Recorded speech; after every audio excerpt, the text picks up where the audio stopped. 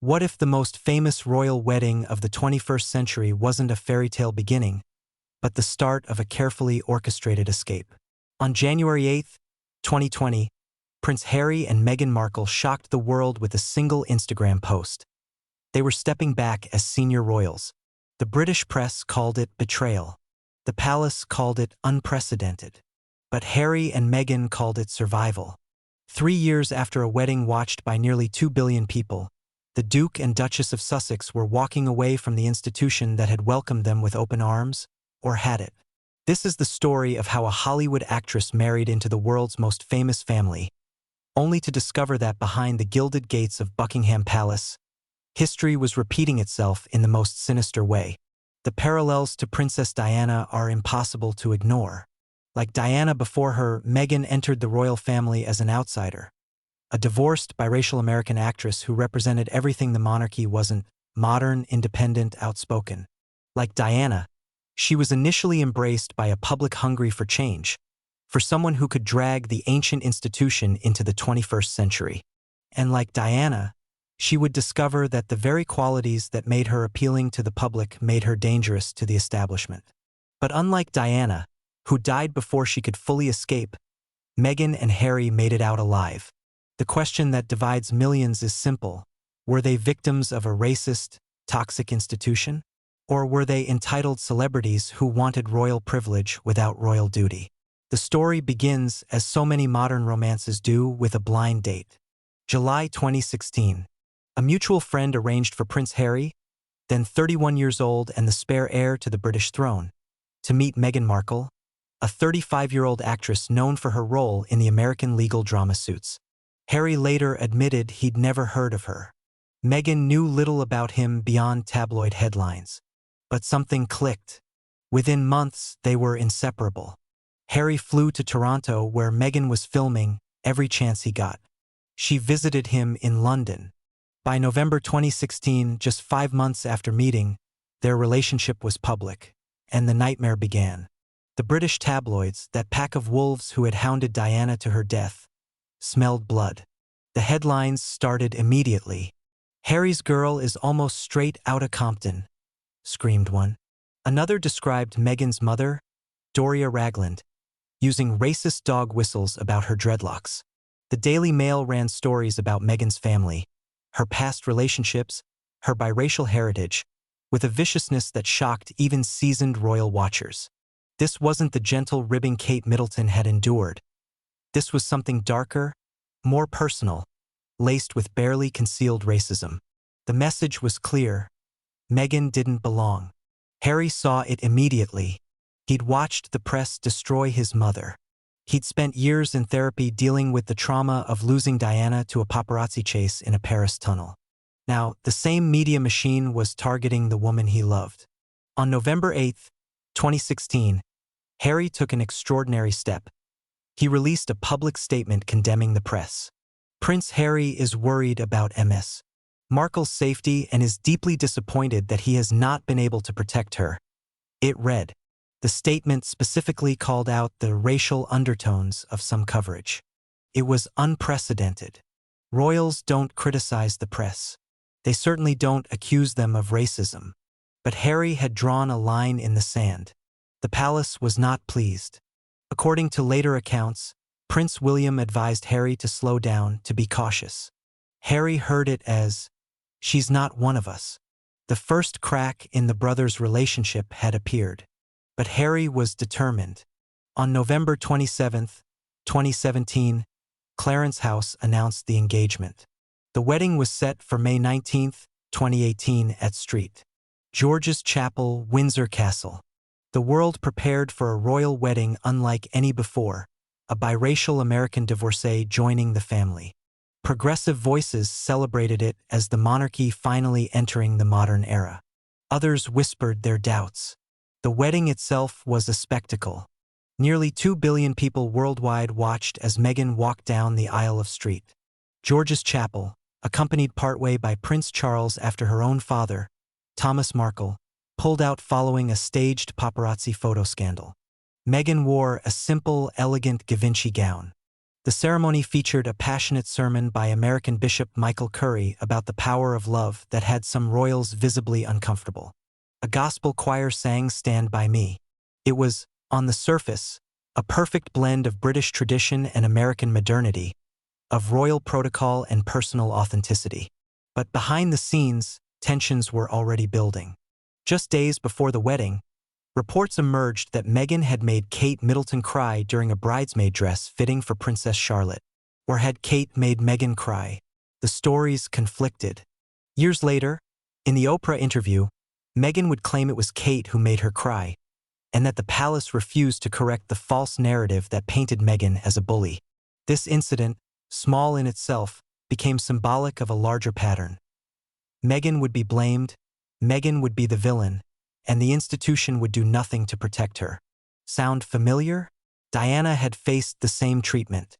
The palace had perfected the art of throwing female outsiders to the wolves. The first year of marriage was intense. Meghan threw herself into royal duties with American-style enthusiasm. She gave speeches about women's empowerment. She visited charities, schools, hospitals. She was tactile, warm, breaking royal protocol by hugging people and speaking openly about mental health and feminism. The public loved her initially, but inside the palace, eyebrows were raised. There were reports of difficult behavior, of Meghan sending emails at 5 a.m. and having high standards for staff. The tabloids ran stories about Duchess Difficult, about a diva who made staff cry. Meghan's friends would later claim she was simply a professional woman used to American workplace standards, not the aristocratic British pace where staff have worked for the royals for generations and don't expect to be told what to do by an outsider. Then came the bombshell that changed everything. In October 2018, Meghan discovered she was pregnant. The couple announced it during their tour of Australia, and the news was met with global joy. But according to later accounts, this is when things turned truly dark. In the Oprah interview, which aired in March 2021, Meghan made an explosive claim that during her pregnancy, there were concerns and conversations about how dark his skin might be when he's born. She refused to name who said it, saying it would be too damaging. Harry later confirmed the conversation happened, though he also declined to identify the family member. The accusation sent shockwaves through Britain and beyond. Was the royal family racist? Had they truly questioned the skin color of an unborn baby? The palace would later release a statement saying, "Recollections may vary," a phrase that became infamous for its dismissiveness. Meghan also revealed something even more disturbing, that during her pregnancy, she'd experienced severe depression and suicidal thoughts. She'd reached out to the institution, to Human Resources, asking for help, for permission to seek psychiatric treatment. She was told no, that it wouldn't be good for the institution, that she should handle it privately. She told Oprah that there came a point where she didn't want to be alive anymore. Harry sat beside her, holding her hand, confirming every word. It was a devastating echo of Diana, who had also struggled with bulimia and depression during her marriage to Charles, who had also felt trapped and unsupported by an institution more concerned with its image than with the well-being of the people within it. On May 6, 2019, Meghan gave birth to Archie Harrison Mountbatten Windsor. Unlike previous royal births, there was no photo call on the hospital steps. Meghan and Harry chose privacy. They also chose not to give Archie a royal title, or rather, according to them, Archie was denied one. In the Oprah interview, Meghan claimed the palace changed protocol to prevent Archie from becoming a prince, citing concerns about his heritage. The palace disputed this, saying it was simply following protocol established by King George V in 1917 that limits titles to grandchildren of the monarch through the male line. But the damage was done. The narrative of a mixed-race child being treated differently had taken hold.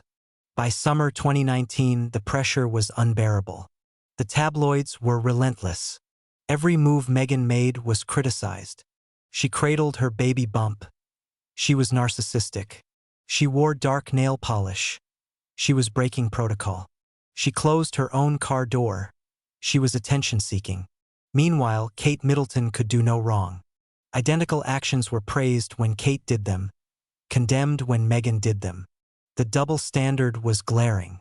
Harry watched his wife being destroyed by the same forces that killed his mother, and he made a decision. They had to leave. But there was another complication. The rift with William had deepened. According to Harry's later book Spare, published in January 2023, William had physically attacked him during an argument about Meghan in 2019. William had called Meghan difficult, rude, and abrasive. Harry defended her. William grabbed him by the collar, ripped his necklace, and knocked him to the floor into a dog bowl. If true, and Harry swore under oath this wasn't just a family falling apart. This was violence. And it suggested that even within the family, Meghan was seen as the problem, the outsider who'd corrupted Harry. On January 8, 2020, Harry and Meghan released their bombshell statement on Instagram. They would step back as senior members of the royal family, split their time between the UK and North America, become financially independent, and continue to support the Queen. It was carefully worded, respectful but firm. The reaction was immediate and brutal. The British press accused them of betrayal, of abandoning duty, of disrespecting the Queen. Within hours, the palace issued its own statement. Discussions were at an early stage and they were disappointed. Translation: Harry and Meghan hadn't asked permission. They'd simply announced their decision. It was unprecedented. What followed was dubbed the Sandringham Summit. On January 13, 2020, the Queen took Ed Charles, William, and Harry to Sandringham Estate to hash out the terms. Meghan remained in Canada. She wasn't invited or felt unsafe returning to the UK. The meeting was tense. According to later accounts, William was furious. Charles was torn between his sons. The Queen, ever pragmatic, focused on the practical details. The outcome was clear: Harry and Meghan were out. They would no longer be working royals. They would lose their HRH titles. They would receive no public funding. Harry would lose his honorary military titles. They could no longer use Sussex Royal as a brand. The message was unmistakable. You're either all in or you're out. There is no halfway. In March 2020, Harry and Meghan completed their final royal engagements. The images from Commonwealth Day are striking. Meghan in an emerald green dress, Harry in uniform, both sitting apart from William and Kate, the tension palpable. Kate didn't make eye contact with Meghan. William looked straight ahead. It was a family shattered. Days later, they flew to Canada, then Los Angeles. They were free. But at what cost? The Oprah interview in March 2021 was their nuclear option. Sitting in a California garden, Harry and Meghan unburdened themselves of 3 years of trauma. Meghan's suicidal thoughts, the racism, the lack of protection, the tabloid lies that the palace refused to correct. Harry revealed that his father, Charles, had stopped taking his calls, that he'd been cut off financially in the first quarter of 2020, that he'd used money Diana left him to pay for security the palace had stripped from them despite the ongoing threats. He said, "I was trapped, and I didn't know I was trapped. But the moment that I met Meg, I was like, okay, now I can see an ending." It was a direct parallel to Diana, who'd also felt trapped, who'd also wanted out. The palace's response was brief. The whole family is saddened to learn the full extent of how challenging the last few years have been for Harry and Meghan. The issues raised, particularly that of race, are concerning. While some recollections may vary, they are taken very seriously and will be addressed by the family privately. That phrase, "recollections may vary," became a meme, a dismissal that infuriated Meghan and Harry's supporters. It suggested they were lying or at least misremembering. It was classic palace strategy. Say nothing specific, protect the institution, let time erode the accusations. But Harry and Meghan weren't done. In December 2022, their 6-part Netflix docuseries Harry and Meghan aired, offering their side of the story with never-before-seen footage and diary entries. They detailed the media harassment, showed texts from Meghan's father working with tabloids, explained their decision to leave. The series was intimate, personal, and deeply critical of both the tabloid press and the royal family's complicity with that press. It was viewed by millions and sparked fierce debate. Were they brave truth-tellers or opportunistic celebrities cashing in on royal drama? Then came Spare. Harry's memoir, published in January 2023, was explosive. He revealed that William and Kate had encouraged him to wear the Nazi costume to a party in 2005, a scandal that had haunted Harry for years. He described losing his virginity behind a pub at 17. He detailed killing 25 Taliban fighters during his military service in Afghanistan. But most devastatingly, he described the deterioration of his relationships with William and Charles, the physical fight with William, the refusal of the family to defend Meghan, and his belief that they'd sacrificed her to protect themselves. The book sold over 6 million copies. It also burned bridges. William and Kate haven't spoken to Harry since. Charles has minimal contact. So what's the truth? Were Meghan and Harry victims of a racist, toxic institution that scapegoats outsiders? Or were they difficult, entitled celebrities who wanted fame without responsibility? The evidence suggests something more nuanced. The British tabloids absolutely treated Meghan with a racism and viciousness they didn't apply to Kate. The palace absolutely has a history of protecting the institution over individuals. Diana experienced it, Sarah Ferguson experienced it, and Meghan experienced it. Harry absolutely grew up traumatized by his mother's death and was hypervigilant about protecting Meghan from the same fate. But it's also true that Meghan and Harry have profited enormously from their royal connections. They signed deals with Netflix and Spotify worth over $100 million. They've given paid speeches. They've written tell-all books. They wanted privacy but gave interviews and made documentaries. They wanted to be left alone but courted media attention. The contradictions are real. Consider the major players and their motivations. The Queen, who died in September 2022, was reportedly sad about the situation but unwilling to change the institution to accommodate Harry and Meghan. Elizabeth had spent 70 years protecting the monarchy above all else. She wasn't going to change for her grandson's wife. Prince Charles, now King Charles III, was torn between his son and his duty. He'd been preparing his entire life to be king, and a family scandal threatened his reign before it even began.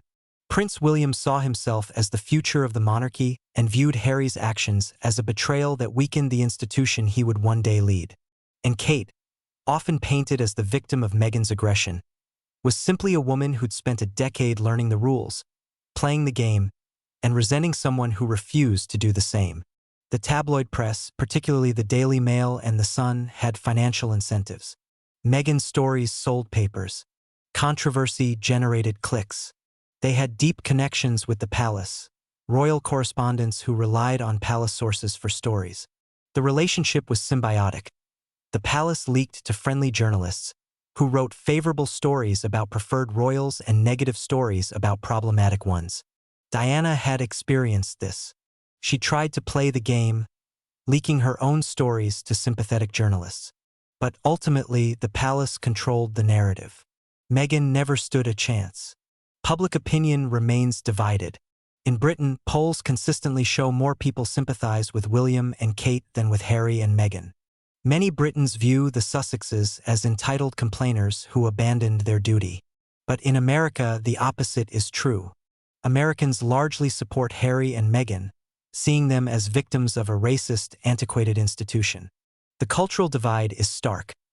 Britain values duty, tradition, and keeping personal matters private.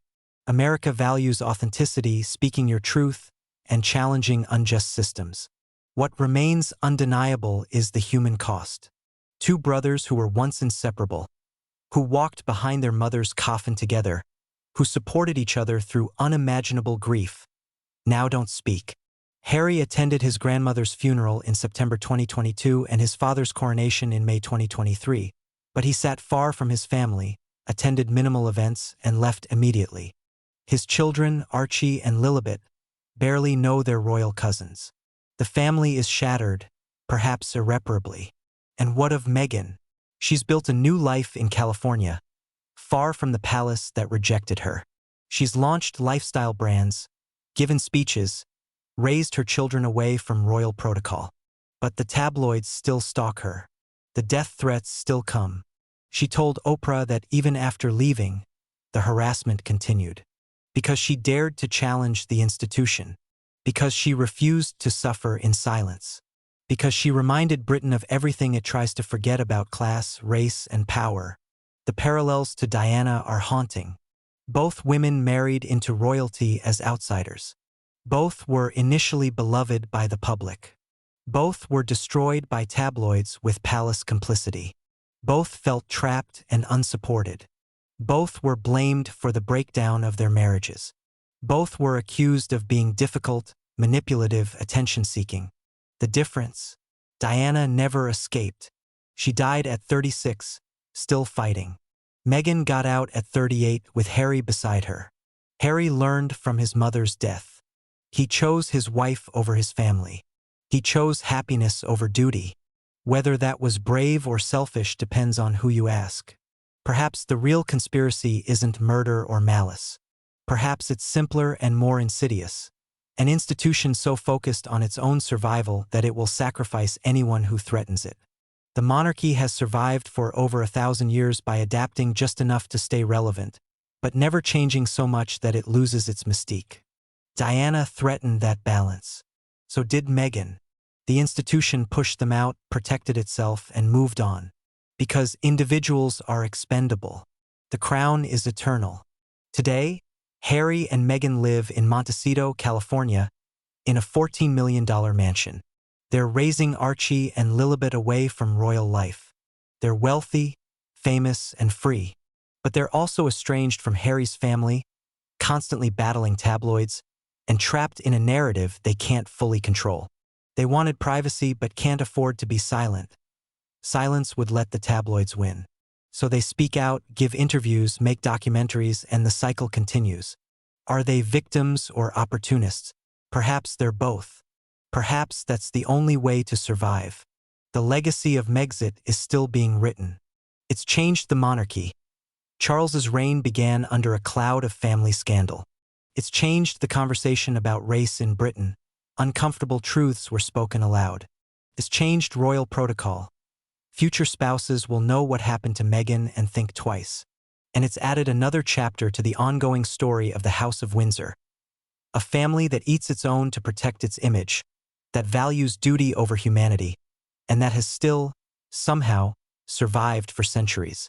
Whether it deserves to is a question each person must answer for themselves. On a warm California evening, thousands of miles from Buckingham Palace, the Duke and Duchess of Sussex sit with their children, free from the institution that tried to break them. Whether their story is one of courage or betrayal, of victimhood or calculation, depends on your perspective. But one thing is certain, history repeated itself. The monarchy sacrificed another woman to protect itself. This time, she lived to tell the tale. Thank you for joining me on this journey through one of the most divisive royal stories of our time. If this video made you rethink Harry and Meghan's escape from the palace, or solidified your opinion, please give it a like to help others discover the truth behind the headlines. Share this with friends who followed the royal drama or anyone who remembers what happened to Diana and sees the parallels. Don't forget to subscribe to Crown Conspiracies and ring that bell so you never miss our next investigation into the secrets the monarchy tried to bury. Your support keeps these untold stories alive. What's your verdict? Were Harry and Meghan brave survivors who escaped a toxic system, or entitled celebrities who abandoned their duty? Did the institution learn nothing from Diana's death? Drop your thoughts in the comments below. I read every one, and the best comments might be featured in future episodes.